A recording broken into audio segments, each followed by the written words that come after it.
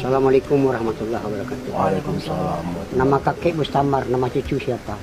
Norman. Norman. Kita bersaudara yang diikat dengan kalimat La ilaha illallah Muhammad Rasul. Langit, gunung, bumi, matahari, bulan, bintang, laut, segalanya tidak ada.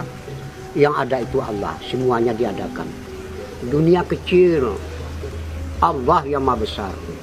Dunia paling lama 60 tahun atau 70 tahun, tapi akhirat itu selama-lamanya. Jadi orang yang pintar itu dia memikirkan hidup sesudah mati dan hari akhirat. Tapi kalau orang yang bodoh dia memikirkan makan, minum, kawin, uang sebanyak-banyaknya. Jadi dahulu Islam itu seperti taman.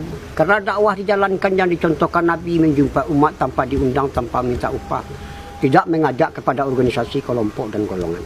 Mengajak diri kita taat, mengajak manusia taat. Kalaulah manusia taat, selesailah semua masalah. Tapi kalau manusia tidak mau taat, bertambahlah masalah. Kenapa? Sesungguhnya kebahagiaan dan kejayaan manusia itu hanya ada di dalam mengamalkan agama.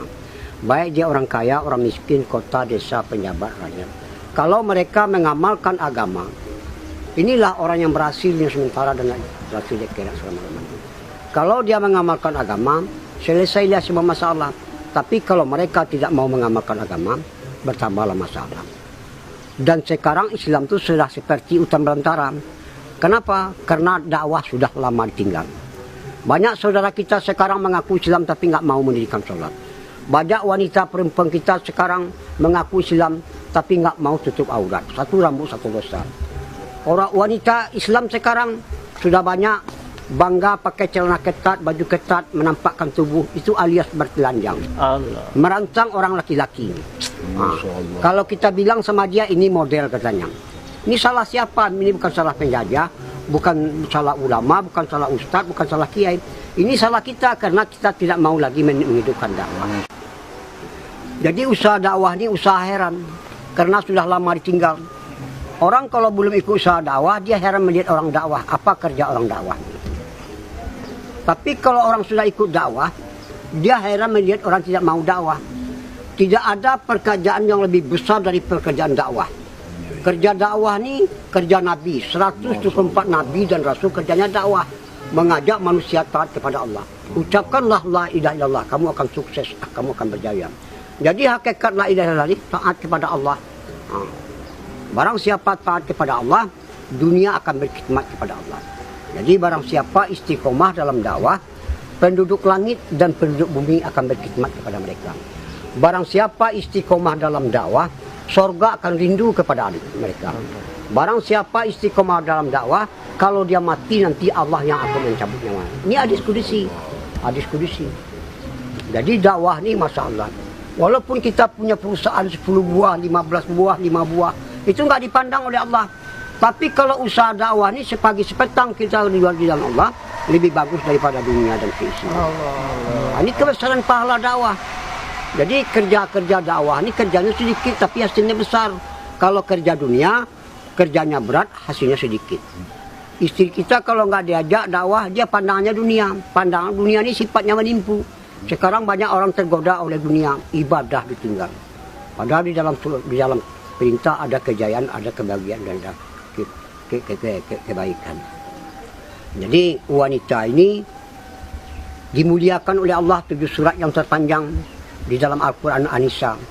Maka itu Nabi menunjukkan surga itu di bawah telapak kaki ibu. Allah. Sebab sebuah Nabi dan Rasul dilahirkan dari wanita yaitu ibu. Jadi wanita ini yang pertama menerima dakwah Nabi Rasulullah SAW ya wanita Khadijah radhiyallahu anha. Yang pertama mati syahid juga wanita Sumayyah radhiyallahu anha. Jadi wanita ini diciptakan dari tulang bengkok kiri, tulang lemah. Jadi wanita ini nggak bisa dikerasin, dilemah lembutkan, disayang-sayang, dimanja-manja, disenang-senangi. Sebab di zaman sahabat, wanita ini tugasnya membina anak untuk agama dan melayani suami. Sekarang, Masya Allah, wanita ini kalau dikerasin patah dia. Allah. Jadi wanita ini tugasnya membina anak untuk agama dan melayani suami. Sekarang wanita sudah rosak di mana-mana. Sekarang wanita di pom bensin, di pasar-pasar, di swalayan, di mal-mal, di pabrik-pabrik, sampai sekarang wanita jadi TKW sekarang. Ngaku sayang sama istri, tapi justru istri disuruh sebagai penanggung jawab. Jadi penanggung jawab rumah tangga itu adalah laki-laki. Mari kita selamatkan wanita kita. Kalau kita selamatkan wanita kita, berarti kita baru orang kuat. Jadi disenangkan wanita kita. Selalu kita menafikan dunia ini. Allah Khalik, Allah Malik, Allah Razik, Allah Sami, Allah Basir, Allah Alim. La ilaha illallah. Jadi rahasianya dakwah ini, walau 4 bulan IPB, walaupun 4 jalan kaki, 4 bulan jalan kaki, 4 bulan biasa, 40 hari jalan kaki, 40 biasa, tapi 3 harinya nggak dijaga. Allah. Ini akan amburadul. Jadi kita dakwah ini tak ubahnya seperti menanam padi. Jadi kalau keluar 40 hari, 4 bulan itu masa training latihan yang dakwah tu dimakomi di kampung kita sendiri. Jadi kalau dakwah, kalau kita keluar dakwah dikencangi, kalau dimakomi akhlak dinampakkan khidmat. Jadi mudah-mudahan semua kita ajak orang ikut dakwah. Jadi kalau orang sudah ikut dakwah, dia menjadi orang kaya. Sebab orang Eropa nggak punya pabrik, PT, perusahaan, dia nggak bisa keliling dunia. Paling-paling dia bisa keliling dunia tinggal di hotel berbintang 5. Kalau orang dakwah, dia nggak punya apa-apa, tapi dia bisa memperjuangkan agama ke seluruh dunia. Allah. Tinggalnya di taman sorga, yaitu di rumah bintang bulan, di rumah Allah. Jadi orang dakwah ini orang senang. Kenapa? Orang dakwah dia nggak mau diperbudak dunia, justru dia memperbudak dunia. Benar, ya Allah. Ibadah diutamakan, dunia di nomor 2-kan. Jadi dakwah ini, kenapa ibadah diutamakan? Ibadah ini tujuan. Dunia keperluan, sandang, pangan, papan, kendaraan, nikah, anak, istri, semuanya bakal ditinggal. Apa akan dibawa? Iman dan amal saleh.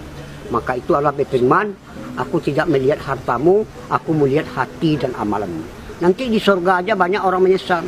Jadi orang dakwah ini orang jawara, jagoan. Dia nggak mau tahu siapa, mau tentara, ABRI, mau polisi, mau preman, apa saja lapisan masyarakat dia datangi, diajak supaya ikut usaha dakwah. Jadi kita, sebab dakwah ini tugasnya 3, ta'aruf, ta'aluf, targhib, dan taskin. Insya Allah kita semua ikut dalam usaha dakwah. Insya Allah. Kita tutup dengan doa para majelis. Subhanallah wa bihamdihi. Assalamualaikum warahmatullahi wabarakatuh.